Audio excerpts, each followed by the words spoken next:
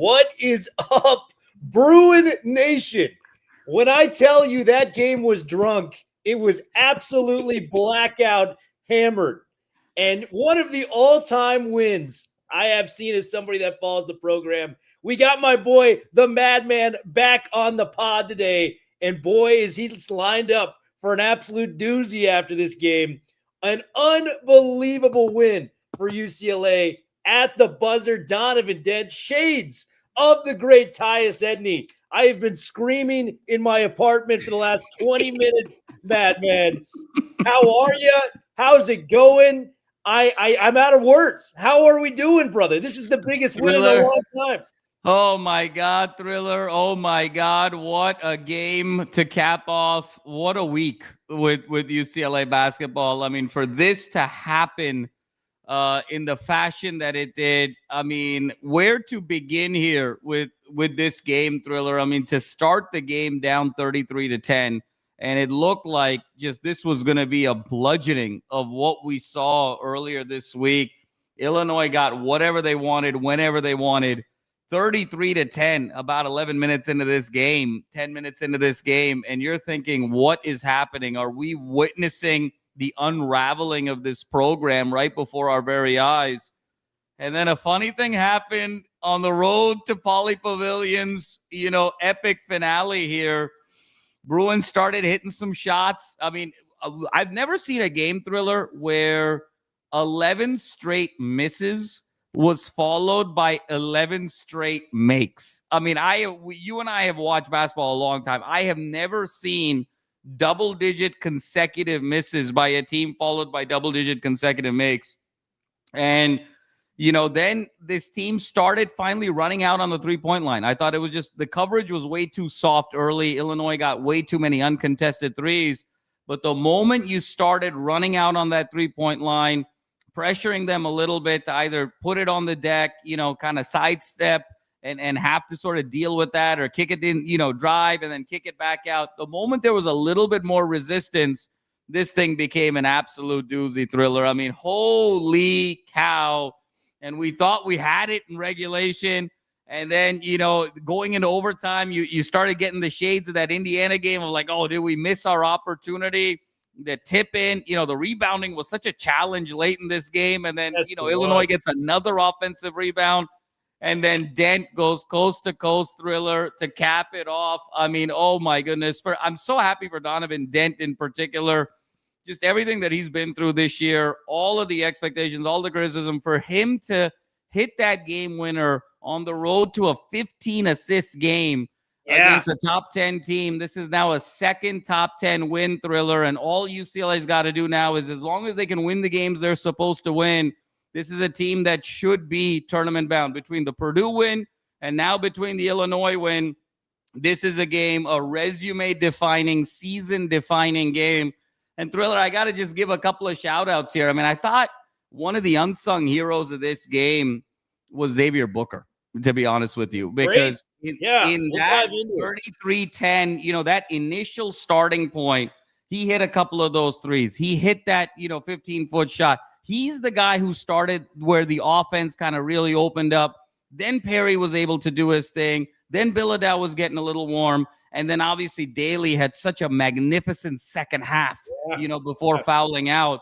But man, Booker's play, particularly early in that run, and then very much down the stretch on that tip back, and just all of these plays was absolutely phenomenal. And Dent, as the orchestrator, could not be more proud of this group, Thriller, to gut this one out and get that second top 10 win.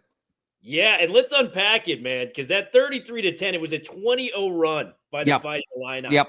I'm looking at my television screen going, I don't know how much more I could watch. We had gotten the brakes beaten off us by 30 by the Michigan Wolverines. We lost a embarrassing game at the Breslin Center all the way around, where Jamerson's getting thrown out of the game. Just didn't look like UCLA basketball. And it really didn't look like UCLA basketball when you're down 33-10. The rallying of this team. I was so impressed. And it makes no sense that Donovan Dent hits that layup up and under, because I'll be honest with you, Madman, there were 6 layup attempts that he had today where he cannot finish around the basket. and he was getting his teammates involved, 15 assists. He was outstanding. But for him to kind of just go coast to coast like that with the game on the line, the $3 million man, as we talk about consistently on this podcast, that's an all-time moment, an all-time comeback for UCLA. Illinois fans, they're getting shades of what they experienced with Arizona back in the 2005 NCAA tournament, where Arizona blows a 9-point lead with, I think, a minute and a half left in that game. It was unbelievable. You mentioned it was Xavier Booker, too. Just the growth we've seen from him this season and what he's able to do. And we talked about it after the Michigan game. The Ade Mara thing has not been great for Mick and UCLA. But what he's got in Booker is a young big that he is developing. And you're seeing that play out. 5 of 10 from a 7-footer from three-point range is very, very impressive. I'm really excited about the prospects of Booker coming back next season with a second year under this coaching staff. I think that'll be very, very fascinating to watch. And, man, I'm just incredibly happy about Eric Daly Jr. because we've seen him. He's had just some stinkers this year, and it's made no sense. And I was kind of on the camp, where I'm like, if this guy puts it together, I see this guy as an all Big Ten player, maybe not the first team, but like as a defender, maybe second or third team. And you saw just the Eric Daly that we've been waiting to see all year long. 14 points in the second half, two-way player, making plays. He had that dunk, electric dunk to tie it 6-all, running the floor.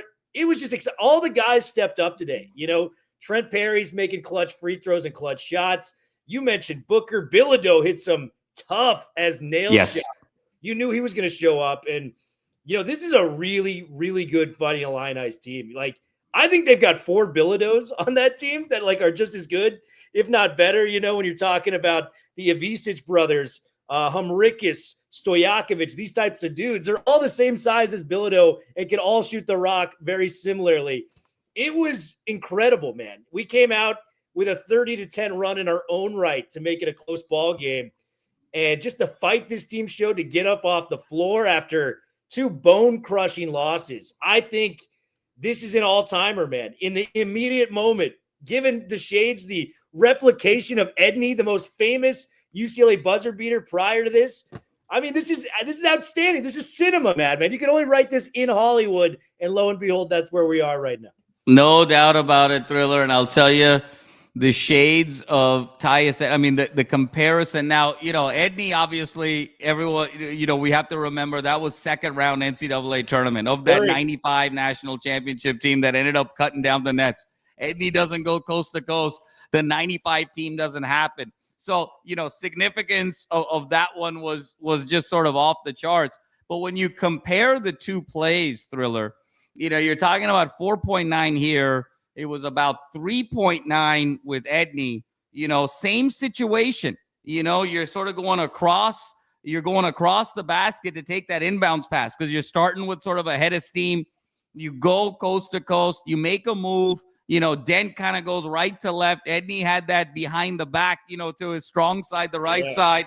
Both of them kind of going off of the right side of the rim, shading the rim for that, larger defender, and then finishing it. It was absolutely spectacular. And Thriller, watching Dent's kind of reaction to me was just so special because, sometimes in that moment, guys are going to sort of add the swag or they're going to kind of do something that's a little bit more over the top to say, hey, I knew it was going in.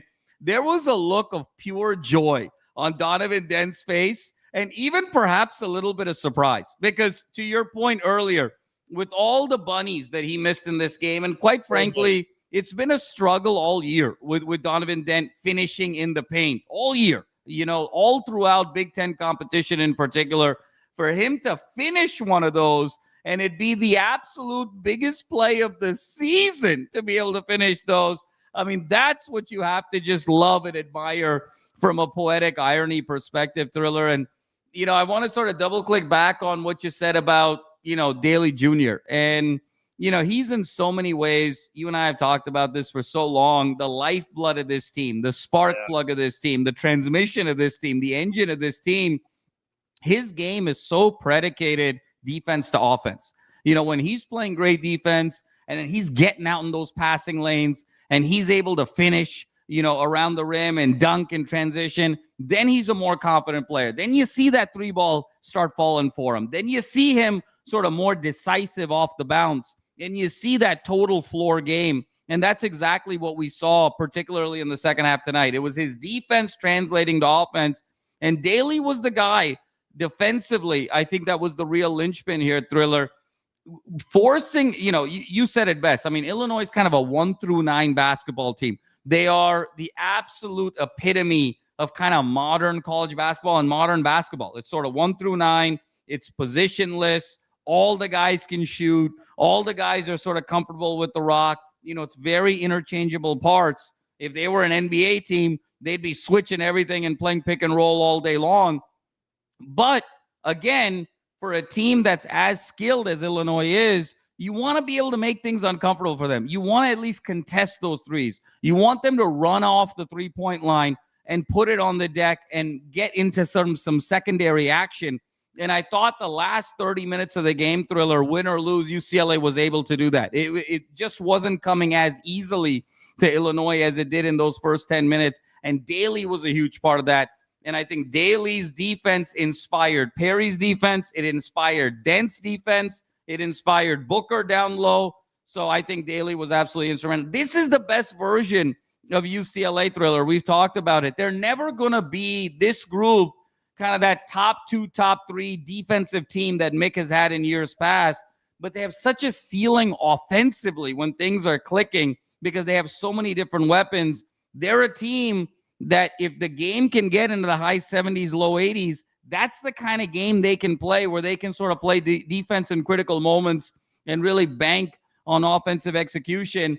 This is why we were so high on this group, Thriller. Yes, and obviously it was a lost week, with both of the Michigan schools, particularly with everything that happened with Jamerson. But, here we are, 2 top 10 wins, really tough performance early in the season against Arizona. Look, home for SC, that's a very winnable game. Then you got another resume game here, home for Nebraska. But, even if you're able to sort of split these final 4, you get to 12-8, Thriller, in the Big Ten. With these 2 signature wins and the quality of the Big Ten, you're in. This was a season-defining victory for the Bruins of UCLA. And look, this is March. We talk about what happened in 2021. As long as you get into the dance, anything can happen. Absolutely anything can happen. And Donovan Dent, man, it's been such an up and down year for this guy. The highs have been so high, but the lows have been, beneath the floorboards, it feels like. It has just been hit or miss. And I think a moment like this, when you hit a game winner and it just feels like the monkey kind of coming off your back a little bit after going coast to coast and making that play, I just think this could be the game, the moment that propels us to seeing the Donovan Dent we've been waiting for since November. And the thing I will give Donovan Dent credit for always is, even if the shot's not falling, wasn't a great, shooting performance from him today. How he gets his teammates involved, it's almost worth the money. I mean, one of those passes, he did the over-the-head pass to Bilodeau for the easy dunk. I was like, woo, we are cooking with gas right now. I let out a Ric Flair woo on my couch. No doubt. And that one Thriller that he had to Booker was maybe even more impressive. I mean, that was sort of falling out of bounds. That was almost sort of a no-look over his head to Booker for that finish. I mean, the fact that because that wasn't one that you even saw him there. That was all feel. That was all feel that you knew. You trusted your pick and roll game. You knew you had kind of that weak side action. You had that trailer. And, man, to have the basketball instincts in that moment to make a play. UCLA was down by 1 in that moment. Crunch time. Booker finishes with a great dunk to push it back over up 1. Man, that's so well said, Thriller, because the shot hasn't been falling for Dent most of the year, whether it's been the bunnies inside, whether it's been the 3-ball. It has not been falling. But the one thing that has been true to Donovan Dent, it has not affected his playmaking. And it has not affected his attitude and his relentlessness to play his game. Some guys, Thriller, when the shot isn't falling consistently or your go-to isn't really happening, what happens? We see it all the time in college. You start reverting away from your option 1, option 2 skill set. You start doing other things. You start retreating. Maybe you start pressing in other areas. Maybe you get a little bit more disengaged. Not Donovan Dent. Dent is someone who's going to enforce and impose his style of play on a game, win or lose. And whether the shot is falling and whether it's not, you know the game you're going to get with Donovan Dent. You don't always know the results. You don't always know the output, but you know the game that you're going to get. And I think that, to me, is so significant. And that last possession, just such a microcosm of what he brings. It's the quickness, the handle, and the confidence he has. And, totally. The shooting has been kind of an anomaly. I think we're all a part of the rest of the fan base just kind of stunned because this guy was a 40% three-point shooter at New Mexico a year ago. It's about 18% right now as it currently stands. But, man, if we get that lightning quick Donovan Dent, I know the hamstring issue kind of hampered him at the beginning of the season. If that's the version of Dent we get moving forward, watch out. This team lives and dies with its $3 million man. We need Dent out there running and gunning with the offense and getting the Bruins back to the top, baby. Nebraska game. It's coming up March 3rd. Another top 10 opponent. And, I mean, hey, man, I'm just going to throw it out there. We have the same coach that this occurred with a few years ago. The last 4 in, UCLA gets hot. We go to the Final Four with Mick Cronin, lose on a miracle prayer shot from Mr. Jalen Suggs. If you beat Nebraska and you start just piling up little confident wins here and there, and maybe you go in the Big Ten tournament, beat another team maybe you're not supposed to beat. Like the Michigan State games to me were kind of anomalies because we lost to Arizona, it was close. We lost to Gonzaga, it was somewhat close. Those were like, we just didn't even look like the same team. This might be a program salvaging victory, not only for the players on this team, but for Mick Cronin moving forward, man. No, Thriller, I totally agree with you. And I think the schedule is set up very nicely. And I think coming off this type of a game, to have your rival on Tuesday night at home again in Pauley, I think is sort of a magical. I think we are. I think it's going to be sort of magical to have that game right now, because you're talking about the game. And how many times has a Mick team, you mentioned obviously the Suggs one is the most famous, but how many times has a Mick team lost on a buzzer beater? I mean, you're talking about how many times in the regular season, even to SC a few times, even earlier in his career, other conference games. So, this was sort of the basketball gods kind of giving it back a little bit. But I think you nailed it, Thriller. You got SC at home. They're reeling a little bit, had a really tough showing tonight against Oregon. There's a big momentum opportunity here to back up this victory. Nothing like playing your rival. You beat your rival. Now you're geeked up. You're juiced up even more. You get to 11-6 in the Big Ten. And now here you are hosting Nebraska. And Thriller, we talked about this a couple of weeks ago before I got sick,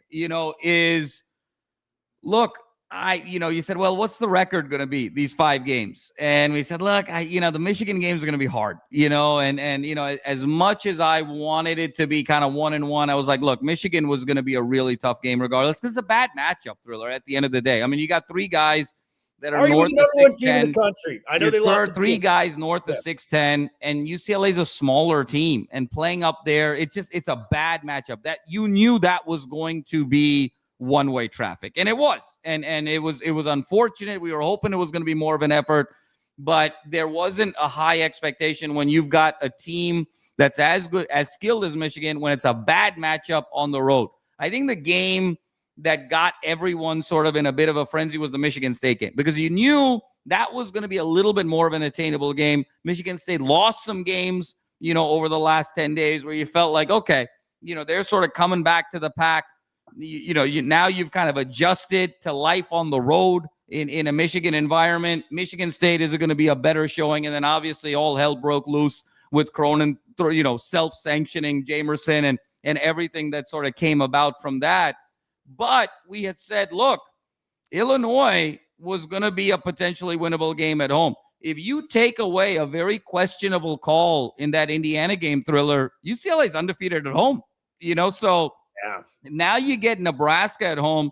Nebraska, for as well coached as they are, as well as they play, they don't have the same level of firepower as Illinois does. They don't have the same level of firepower as Purdue does. That's another winnable game, folks. And to your point, if you stack up a third top 10 game, you got all three of them at home, you get to 12 wins in the Big Ten. Thriller, not only are you going to clinch an opportunity to be in the NCAA tournament, but this is where playing in the Big Ten Conference and playing in this gauntlet prepares you. This is the type of resume. How many times have we seen in years past an 8 seed, a 9 seed from like a really powerful conference end up making a run in the NCAA tournament because they've been so battle tested over the course of the year? You got the number one team in the country. I know they lost to Duke tonight, but that's a top-notch title contending team. You got Purdue, you got Illinois, you got Michigan State, you got Nebraska. You got 5 teams essentially that are top 10 teams in this conference that you have to go through. So you're going to be so battle tested and prepared going into the NCAA tournament, and everything's a neutral site game, right? I mean, what was the thing that made that Arizona performance so special? It was neutral site. You know, at Michigan was going to be tough, at Michigan State's going to be tough, but now everything's going to be neutral site. And outside of Michigan, you don't have this inherently flawed matchup either. So you're going to line up and lace them up, play really hard. And this version of UCLA, Thriller, like we talked about at the start of the season, this has been a maddening team, a preseason number 12 team that we felt had Final Four aspirations. I still believe the right version of this team, if they show up, can beat anybody in the country on any given night. And that's what March is all about. I do too, man. And I think everything happens for a reason. I think moments like this cannot be ignored in terms of momentum, because all we know in sports is one little thing happens. I remember the Seahawks on the Hail Mary. They go and win the Super Bowl that year, or, little things like that, just in the moments of sports and time. We've seen Kemba Walker hitting the game winner at the Garden, riding that to a national championship. I think my ceiling for this team is, Sweet 16. Now that I saw this, I am back to believing that this team is capable of doing some big things. The Michigan loss was bad, but like you mentioned, that's arguably the best team in the country. Like, our big losses. I mean, we've lost to Arizona and Michigan and some of these schools where who else has beaten them? They've had like 4 combined losses the entire year between the two teams.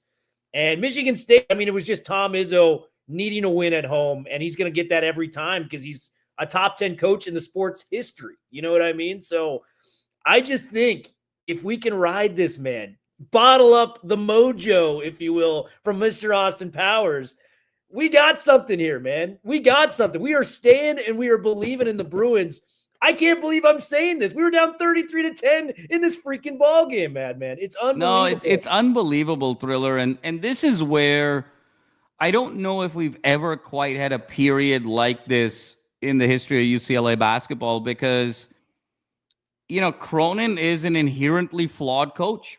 There's just no question about it. When you talk about his offensive imagination and lack thereof, and when you talk about his demeanor with his players, at least on the court, from a demonstrative perspective, he's inherently flawed. There's just no question about it. And long-term viability of Mick's style of coaching in this future era of college basketball, where NIL is so paramount, where the transfer portal is so paramount, and there's so much power with the players, you really wonder if Mick Cronin is the long-term solution for UCLA. And I still very much believe he's on the hot seat, and I think he's got the end of this season and next season to truly prove himself, whether or not, 2021 was an anomaly and 2023 was an anomaly, and really look at these next 3 years. I mean, so I think he's very much still on the hot seat. I think he's going to get until the end of next year, given where the state of the buyout is, and the buyout becomes much more digestible next April. But the one thing that's sort of undeniable is every time, no matter how much I dislike it personally, and I know you do too as well, no matter how much I dislike the fact that he calls out his players, he runs them under the bus, he runs them in traffic, they respond after he does that. And so there's something there, I mean, again, this whole thing with Jamerson, Everyone's sort of wondering what's going through his mind. You're hearing them talk about it in the telecast. They start off 33-10. I mean, you're thinking this thing is totally unraveled, and they've quit on him. And lo and behold, from 23 down, they come back and win a dramatic game. We saw it, last year after he famously kind of called out the players, won 6 in a row. We saw it earlier this year when he called out the players, won 5 out of 6. So there's something there.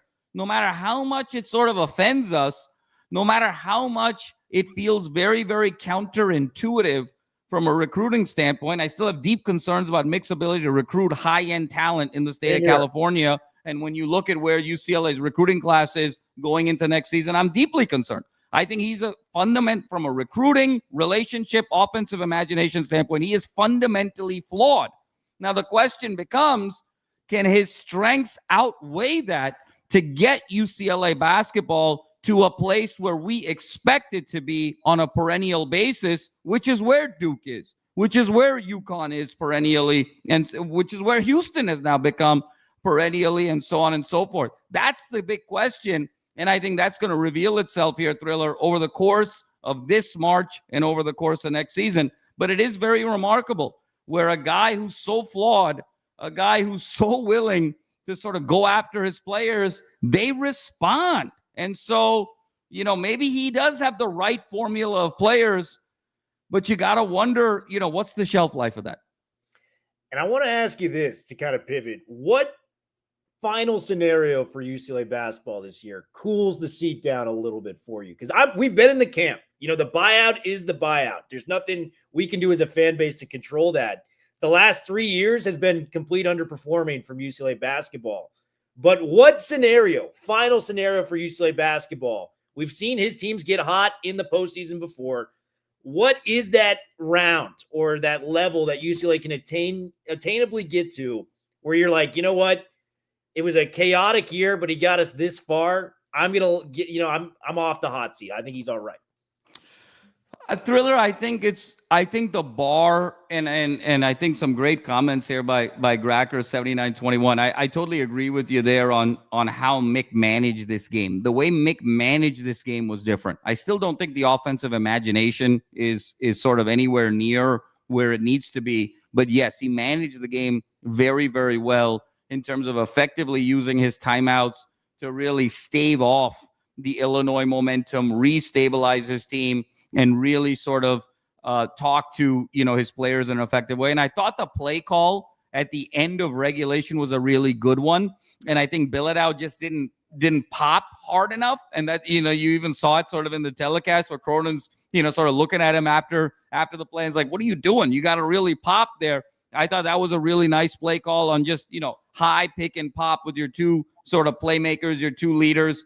And then, he called a heck of a game. That was a great play call at the end. And he looked confident, too. He looked really confident in that huddle. Like he had a play. Like he knew with 4.9, they were going to really have a chance. So you got to give Mick a lot of credit there. It is funny. It does feel like he's his best when his back is absolutely against the wall, when everyone is against him. And he feeds off of that. He feeds off of that role of being the villain. I don't know whether it's because he's short or whether it's because he's bald or whether it's because he's short and bald. But whatever the reason is, he just has this sort of short man complex whenever his back is against the wall, and he delivers amazing things. Thriller, for me to have the seat not be warm going into next year, they got to make the Final Four. Wow. And so that flat out, period. For the seat not to be warm at all. To me, short of that, there's going to be questions. And so they've got to, with a $3 million point guard, with an all-conference performer like a Tyler Bilodeau, who's been a decorated all-conference performer even before he showed up here, with a 5-star kid in Perry, with another all-conference defensive performer in Eric Daly Jr., when you're talking about an experienced, seasoned, double-digit veteran in Sky Clark, when you're talking about a talented big man like Booker, you look at that roster, Thriller, yeah, he's got to make the Final Four for me to say his seat isn't warm at all. But what needs to happen for his seat to be kind of somewhat warm and not, kind of as hot as it was this week? We got to feel like we're close. And I don't want to put a round on that because depending on the seeding, you're going to get a very, very high seed early in the tournament, right? Like if you're an 8 or a 9, you're going to get a 1 potentially in the second round. If you're a 10, you're going to get a 2 in the second round potentially if you win the first round game. So I don't necessarily want to put a round to it because you're going to play a national title contender, potentially game 2 of the tournament. But I want to feel like we're close. And if we feel like we're close to that absolute upper echelon level, then I'll feel like his seat's still warm, but it's not the way it's been over the last 8 to 10 days. But for the seat thriller to be, not warm at all and be cool, for me, it's got to be a Final Four. Yeah, it's a fair comment. He recruited the roster. He has to deal with the consequences of his team not living up to his standards. And we've commented on the recruiting. It just frankly hasn't been great under Mick Cronin these past few years. I think for me, if you got to a Sweet 16 or an Elite 8, you somehow max out at those points, I'll quiet down a little bit. Like you said, there's still question marks moving forward. But for how chaotic this year was to still be a top 16, top 8 team in the country, kind of where they were, scheduled to be, right? Top 12 team is what they were on paper coming in this year. If you get the Sweet 16, pull a nice a memorable upset, kind of like today, I'll quiet down a little bit. I'll be able to, kick my feet up a little bit and be like, you know what? You got to where I assumed you were going to be at. I'm cool with it. And it all hasn't been his fault. Like we've talked about, the Dent injury was huge.